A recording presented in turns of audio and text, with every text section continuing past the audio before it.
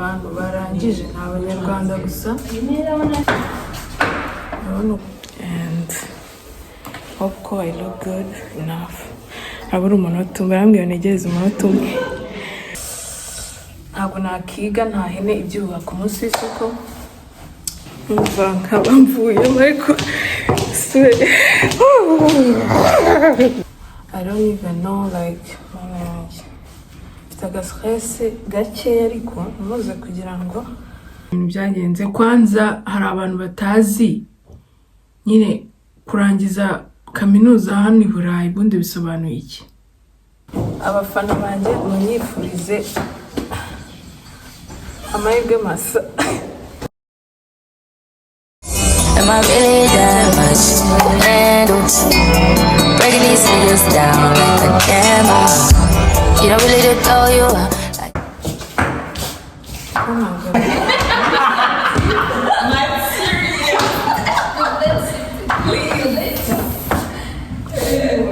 Uyu munsi ni defense.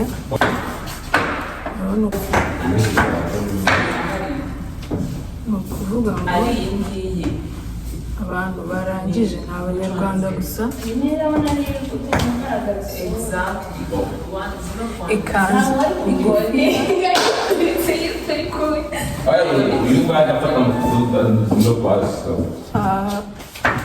ntabwo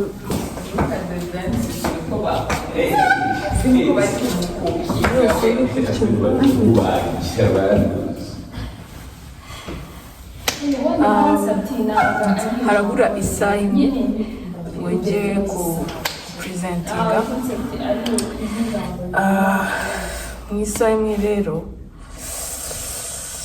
ntabwo nakiga nta hene ibyubaka umunsi w'isoko.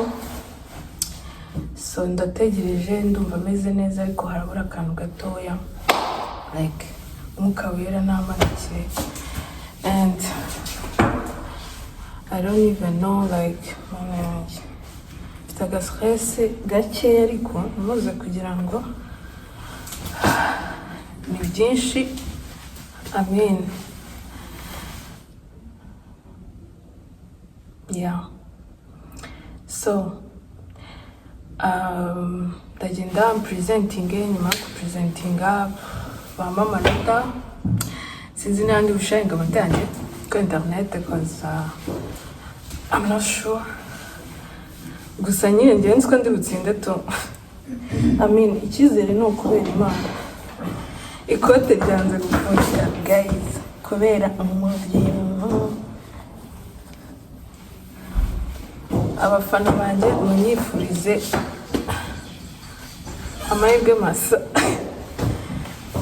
Hata sinabaye kapiteni like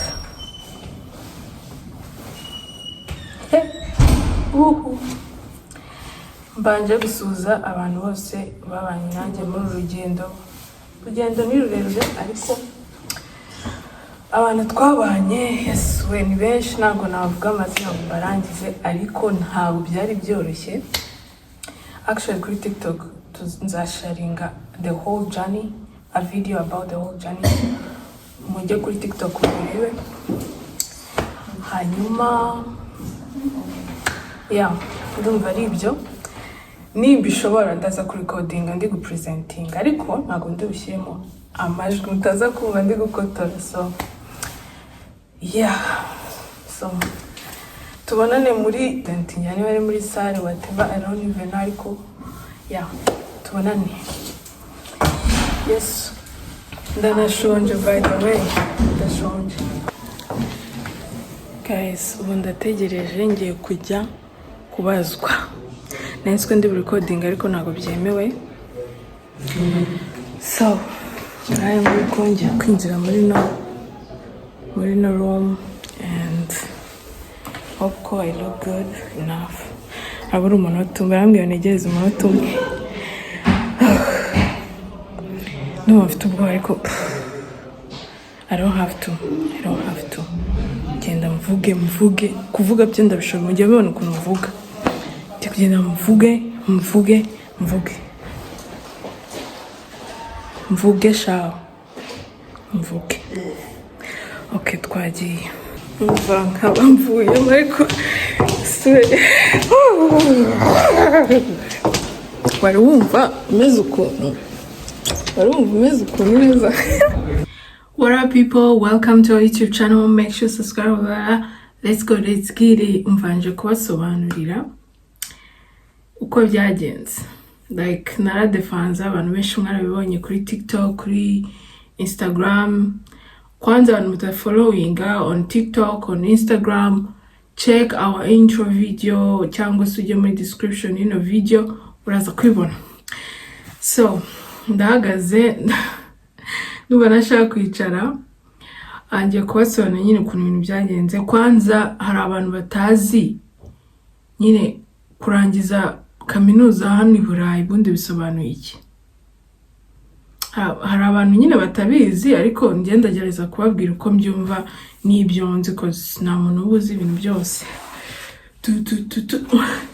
Ntago narongana byo actually nukubera nemaze iminsi ndi focused ku masomo, namwe muri kudusaba video akazi. Mbese hari igihe wibura ugatanya kurya nabi, ukareka sport mo gake, ukareka nyine ukasa nk'wirengagiza ibindi bintu byose, ugafokasinga ku bintu bikenewe muri ako kanya. Niyo mpamvu nariyongereye ibiro, shape iratakara, ariko we are back soon. Actually ndakisuga, ndacyari muri ya mood nyine yo gucelebra ko amashuri yarangiye, ndacyari kubicelebra. So niyo mpamvu ndacyari kurya junk food sometimes, ariko ngiye kubireka nsubire kuri ya routine yanjye yo ku maintaining body healthy stuff like that. So nukuvuga ngo kurangiza amashuri kwanjye byari urugendo rutoroshye, rwari rurimo Imana gusa, kuko mu by'ukuri iyo bitaza ku Imana ntago sinzi ukuntu byari kugenda. Icyambere rwose ntago nakubwira ngo ninjye wabyishoboje, buriya ntago yari njye pe. Ndabizi ko ibisuko bishaje nimubyiteho, ngiye kubikuraho vuba ngaha nuko ntarabona umwanya. Nibyo ndi kubabwira nyine, naribuze, mbese maze iminsi naribuze, ariko ubu ngubu ndi kurekipera, ndi kugarura nyine, ndi kugaruka muri mode yo kwiyitaho. n'iki nari maze iminsi rwose ntahari pe, ntahari. namwe mwarabibonye, yabe kuri TikTok, abe YouTube, ntago twe turi gukora kubera ko ngiye by'umwihariko murabizi kwandika ibitabo. Reka nze mbabwire, ni ukuvuga ngo narize ndiga reba yo kundi kubivuga. Ni ukuvuga ngo byatangiye, ni ukuvuga ngo narize ngeze mu gihembwe cya kabiri, no cya mbere, ahubwo igihembwe cya mbere bita biba ngombwa ko nimuka.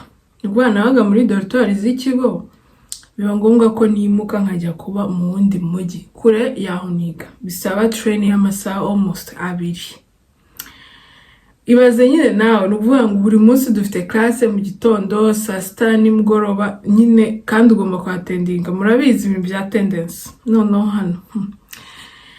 Ariko tukagira indi ku ishuri, twagiraga indi program ushobora kwiga utatendinga, utajya mu ishuri ukatendinga online, ariko ibintu bya attendance physically ntabyo, ariko ukabyishyurira.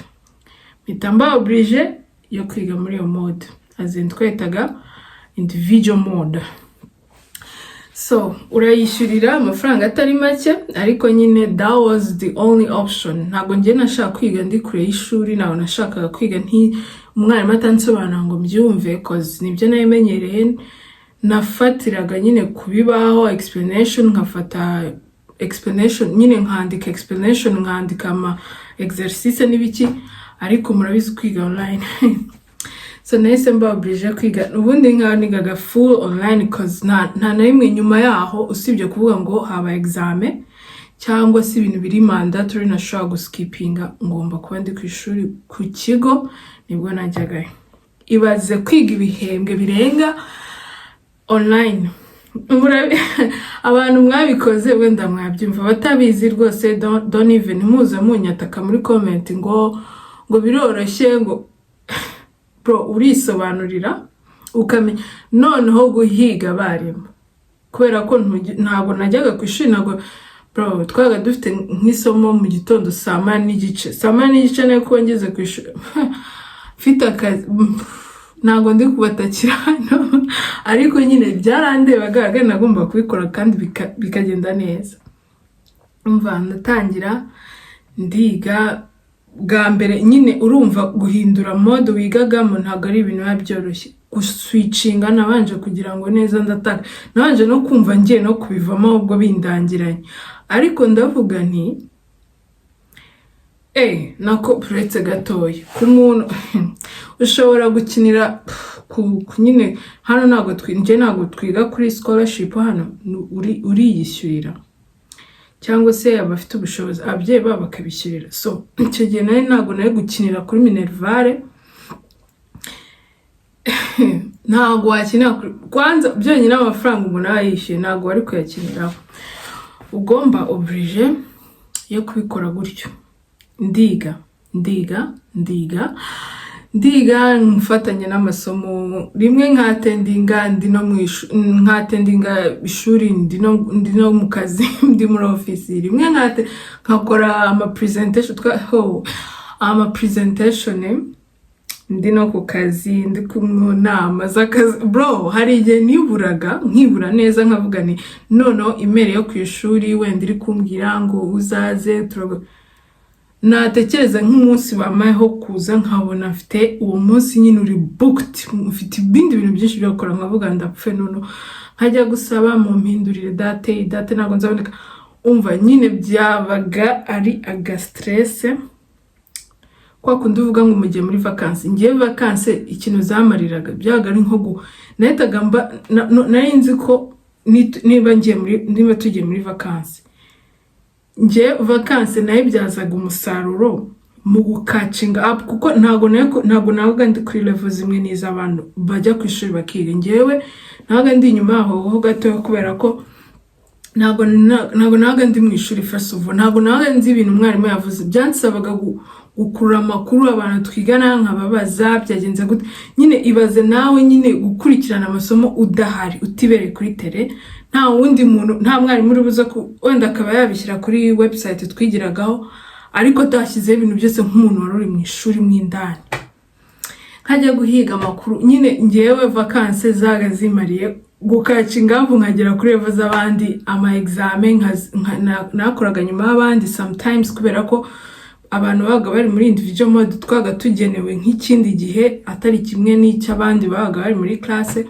Nyine byagari ikose, hari abantu byageze I gave up somehow, nari neza hari yabuze gato, ubundi isomo ryari rigiye gutuma ibintu byose bivaho. Nta nubwo ubundi amasomo asanzwe yo kwiga ibintu nigaga nta kibazo, ahubwo isomo ry'igiporonye, Polish language, yari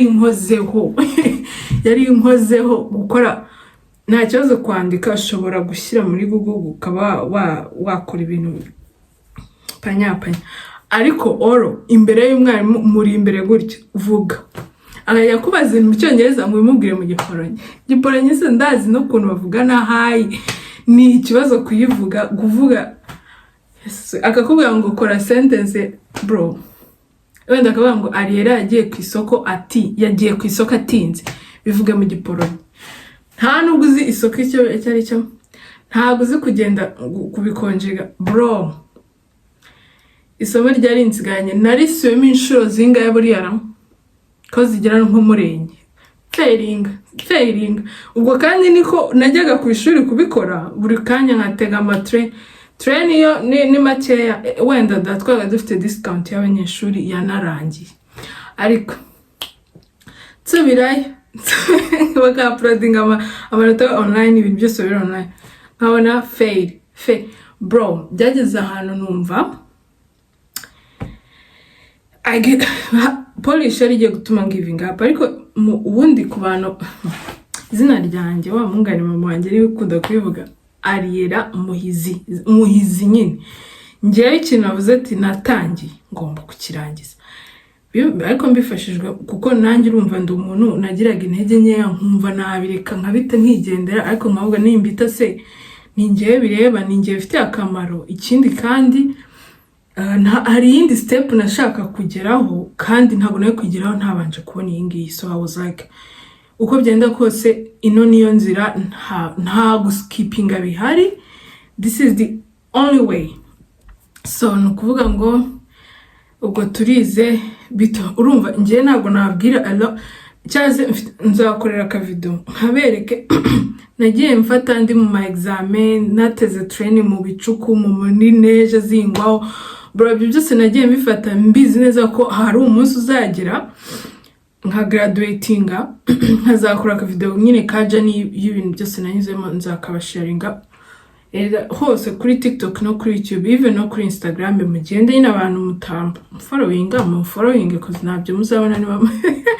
So guys, ibyo byose nagiye mbifata kugira ngo nzibutse nyine zamvu, cause nkunda gufata memory, gufata video byo ni ibintu nkunda pe, abantu bankurikira barabizi. Rero nagiye mfata buri memory, ndi mu nama ndi no kwatendinga class, bese mu nama z'akazi ndi kwatendinga class, ndi gufata amako, nkora ndi no gusoma note ama examen ntago nakubarira ama examen mva bro, nyine nawe byumve hano noneho twigaga n'icyongereza. Icyongereza ubwo ntago cyo gikomeye cyane, ariko icyongereza cy'ibintu twigaga ngo terme uvuga ngo isomo nize terme z'icyongereza bizikoreshwa mu ntago yari isomo ryoroshye, ariko amasomo yo ntago byoroshye. Ariko nje ntago okay nabifashijwemo nanone nuko domaine nandi kwiga n'ubundi hari nje abantu babizi nize muri akira kandi nigagayo business management. So nukuvuga nari nsa nkuri gusubiramo ibintu cyane ntago ibintu byose twize nta kintu gishyashya nigeze mbonamo cyane. Yego bishyashya byari bihari, ariko byongeragaho ibindi bintu kubyo n'ubundi nari nsanzwe nzi. So ntabwo ari ibintu byangoye ngo Yesu ngo ibi ni biki. Amasomo ye rwose ajyanye n'ibintu bijyanye na faculty nari ndimo, nta kibazo nigeze nyagiraho rwose, natambukaga nihuta. Ariko nanone bisaba kumenya what's going on, like you need to know what ibintu byose nagomba kumenya ibyo ari byo. Hanyuma rero vacances tujya kenshi tujya mu Faransa, urumva bro, nagombaga ku making sure ko samigeze ibintu by'ishuri birangiye, ntashaka ikintu kimvanya muri vacances yanjye. Ariko hari n'igihe najyaga muri vacances zo muri summer bro, mfite nk'amasomo agipendinga nkane ntara clearinga ngo nyine nya passing, umva nyine bikaba ngombwa yuko bikaba ngombwa yuko nyine mbikora ndi muri vacances. Mbese ntago byari urugendo rworoshye, nyine abantu bize banakora bakuriye isari. Niyo mpamvu nge kuba hari mbona nk'abantu bafite umuryango like naba mama naba mere bafite bariga barakora bafite abana, nkavuga ariko nyine byose bundi Imana iragushoboza, n'ubundi byaje ntago none wabigenza gute. Ariko nge ndashima Imana cyane ko yanshoboje muri urugendo. Nge nzabereka ibintu nanyuzemo, actually ntago nanyuzemo nuri imisozi n'ibiki, ariko nanjye mu bintu nanyuragamo ntago byari binyoroheye. Reka tugere mu mwaka wanyu umwaka wanyu ubundi nakitinze nkaho nta urimo, kuko numvaga ngiye nko kuzasa. Umwaka wanyu nakitingaga nkaho nta urimo. Hari umwaka ubundi mugeze umwaka wanyu batangiye kwandikira ngo graduation ngo thesis, batangiye kujya babohereza ama email y'abantu bagiye ku graduating to ati ya bintu byabaye serious. So narizeye nk'ibisanzwe, ariko sinabigira big deal ko ndi mwaka wanyu, cause iyo mbiremereza cyane byari gushaka kuba byanye affecting mindset yanjye, nkumva nyine ibintu byakaze. Ariko nabifashe nk'ibintu bisanzwe. Then igihembwe cya nyuma, ari igihembwe cya nyuma igihembwe cya nyuma ntabeshya. I was lost, ariko somehow hari ukuntu ba lost ariko n'ubundi uhari uba lost uhari ukishakisha ukibona sometimes ukibura, ariko nari impari ubundi nka bahita ngo tugiye kwandika ibitabo, ngo tugiye ngo bamaye mu promoter, mu supervisor, umumenta, bro abo bantu bose ariko bana we nkaje vuga nge singira ku ishuri, abantu bajya mu ishuri bazi everything, bazi mumenta ngo azagufasha iki, yego nanjye nshobora kubyisana, ariko ngiye ntago naga nzi nyine the whole like full package ya information, naga nzi bice sibyo kubaza nk'umuntu akamwe ati andikiriwe n'uyu aragufasha ibi nibi, bro narasazeho gatoya ndiruka ndongera yes harabuze gato ngo niruke. Ubwo niko kandi icyo gihe ndi kwandika igitabo nibwo ubanza twafunguye YouTube, bro I was like editinga byo byonyine. Ubwo mfite hari ibintu biri gupendinga by'ibitabo nk'iki, mfite akazi ko mtsa nk'ugakuraho kuko ho iyo ndi mu kazi mba ngomba kuba ndi full focused, nta bintu byo kujenje kanjeka, kuko kwica akazi kandi kwanze iyo ukora amafaranga ntago nyine wabifatanya n'ibindi. Nigeze kubabwira aho mbere ngo naga ndi mu nama, hari akazi mbere nakoraga nta kibazo nashobora kuba nakatendinga ndi no mu kazi, ariko aho nkora ubwo full attention yose ibikenewe, ntago nyine urabizi iyo bibeshye kuri 0, wenda niba hagomba kuba ari 10,000 ugashyira 100,000 ubanza bahita bamfunga bitewe n'akazi nkora. So rero ubwo hari akazi, hari YouTube, hari TikTok, hari amasomo, hari famille, hari ibindi bintu ku ruhande umuntu akora nyine hari boyfriend byageze hano ndavuga nuzi n'ibindi ngiye ibintu byose mbivuyemo ndigende umva neza ndasara ndongera mba muzima. Igitabo ndacyandika, igitabo murabizi namwe abantu banditse ibitabo murabizi ntago twajya muri detail. Nge naho nigeze nishyura ngo igitabo ngo banyandikira yewe igitabo cyari cyanjye nanditse kuva kuri page ya mbere kuza ku ya nyuma, ndagisubmitinga ntago byatinze rwose. Igitabo cyose cyemerwa, nta nubwo byose ibintu byose bitabo. Ubundi igitabo cyaremeye ngatapu narangije, ariko kurangiza internship ziba zigutegereje yego, ariko ufite hano akazi like bakwemera nyine internship ukayikora nk'akazi, ntago byanguye baransinyira internship ziba zirarangira. Dukora internship ebyiri, ya mbere twakoze turi mu mwaka wa mbere, ya kabiri nabwo tuyikora twenda kurangiza. Ubundi harasigaye ikizi amafaranga na yose narayishyuye, mbese ibintu byose byagiye bigwanamo kwa kundi Imana nyine ikora ibintu ukabona ibintu byose bikemutse, ariko ari ukubera Imana nyine mu nzira z'Imana. So ngiye kubona mbona ati uri kuri list y'abantu bazagraduatinga muri kwa 10. Ndavuga ubwo akibaza kubwira gutyo bro naga mfite ibintu byinshi mu mutwe ndivuga se ese undi ubungenza na graduating nihebye mvuga nti yego ibikibara deliberating bavuga ati uyu muntu turabona yujuje ibisabwa ko yarangiza hano muri kaminuza yacu. So birangije baranyandikira bampa date, ndagenda nyine umunsi wa presentation bro nugutega training nge ntago urumva ngewe ntago mba ahantu mba ntago ariho nibwo byanse gutega train.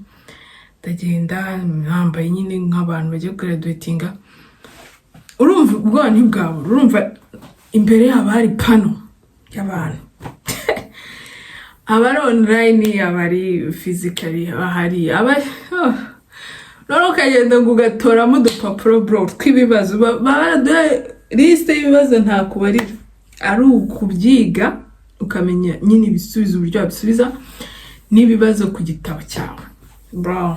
Igitabo cyo niyo wari kumbaza ngo akadomo byo nari kubikubwira ko igitabo ninjye warakiyandikiye nari nkizi byari ibintu bindi gutya, ahubwo ibibazo byari random ari uko byiga nagenda bihona.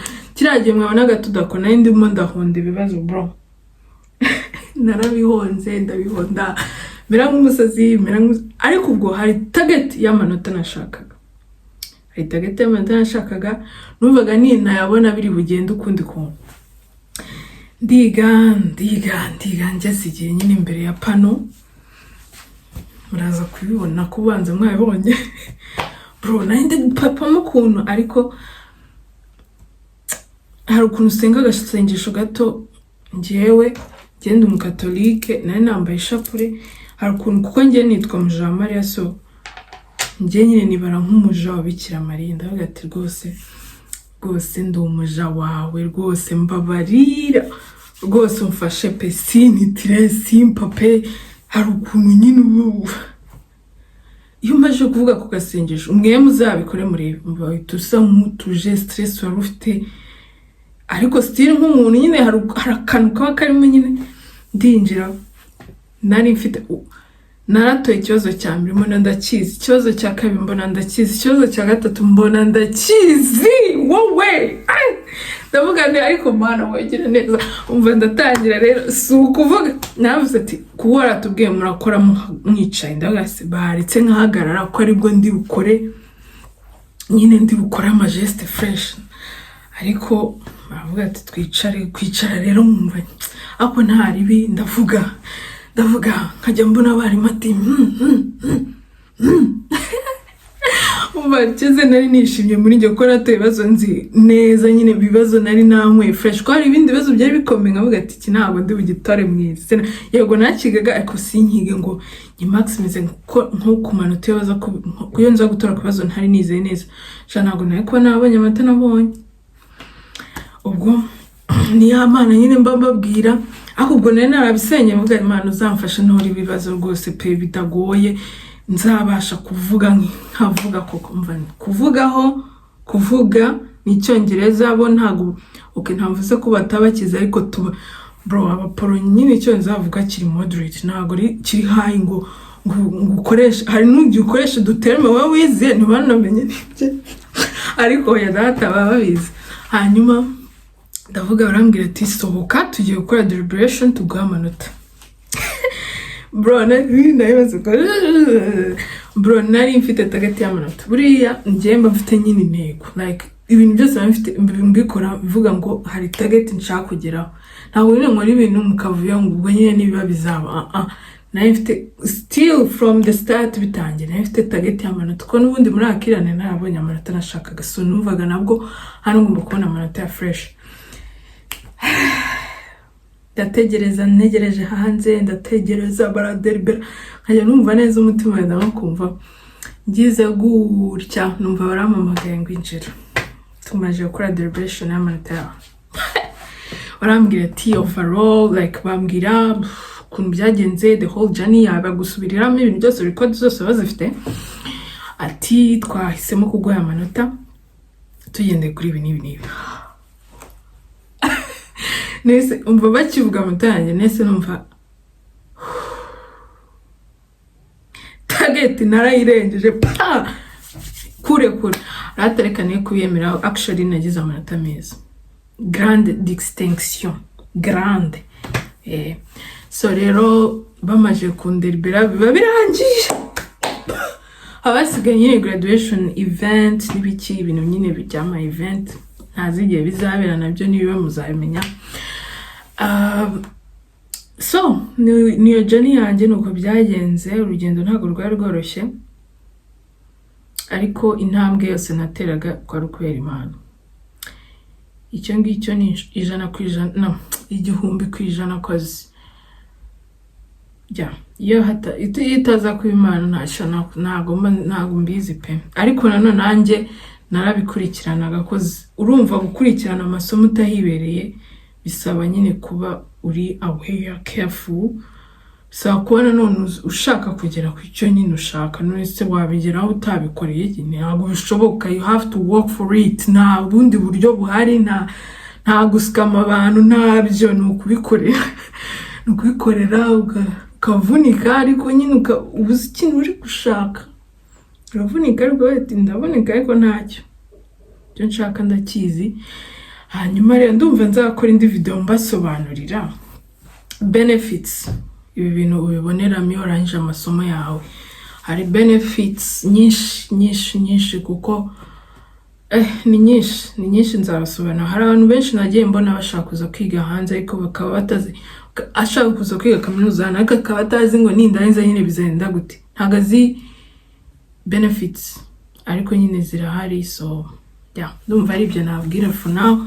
Njye munyandikire niba mukeneye more information about it cyangwa indi video nkabasobanura benefits zabyo, koze zo zirahari nyinshi kandi zifite nabwo explanations. Ntabwo Am I really that much to handle? Breaking these figures down like a camera. You don't really know you.